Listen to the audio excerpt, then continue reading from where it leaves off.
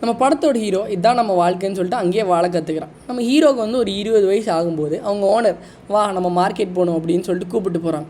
எப்படி இந்த குழந்தைங்கெல்லாம் ஃபஸ்ட்டு டைம் வந்து இந்த உலகத்தை பார்க்குறவங்களோ அதே மாதிரி இவன் இந்த உலகத்தை நிறையா டைம் பார்த்துருக்கான். ஆனால் இவன் கண்ணால் இல்லாமல் இவன் ஸ்மெல்லால் இந்த உலகத்தை ஃபஸ்ட்டு டைம் பார்க்குறான். இத்தனை நாள் ஒரு பூச்சி உட்ஸோட ஸ்மெல்லெல்லாம் ஸ்மெல் பண்ணிகிட்டு இருந்த இவன் புதுசாக இவ்வளோ ஸ்மெல்லை இவன் இது வாழ்க்கையில் இவன் பண்ணதே இல்லை. இந்த ஸ்மெல்லை வந்து ரொம்ப நேரம் அவனால் ஸ்மெல் பண்ண முடியல. ரொம்ப சந்தோஷமாக இல்லை. அவங்க ஓனர் கூப்பிட்டுறாரு வா நம்ம இங்கே வேலைக்கு தான் வந்தோம். அந்த ஓனர் அந்த சைடு போனே இவன் ஸ்மெல்லை தேடி இவன் ஆசையாக வெளியே போகிறான். அந்த மார்க்கெட்டுக்குள்ளே போய் பார்க்கும்போது எப்படி மனுஷங்களுக்கெல்லாம் ஹெவனை பார்க்கும்போது சந்தோஷமாக இருக்கும், இவனுக்கு அந்த பர்ஃப்யூம்ஸை பார்க்கும்போது அவ்வளோ சந்தோஷமாக இருக்குது. ஆனால் இந்த சந்தோஷம் ரொம்ப நேரம் அங்கே நிற்க விடுறதில்ல. திடீர்னு அவன் தூரத்தில் இது வரைக்கும் ஸ்மெல் பண்ணாத ஸ்மெல்லை அவன் ஃபீல் பண்ணுறான்.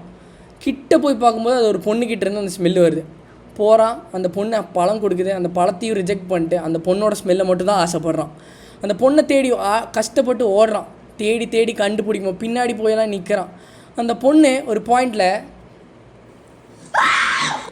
கத்தும்போது அவன் வாயை பிடிச்சி யாருக்கும் தெரியக்கூடாதுன்னு சொல்லிட்டு அங்கேருந்து மறைச்சி கூட்டிகிட்டு போகிறான்.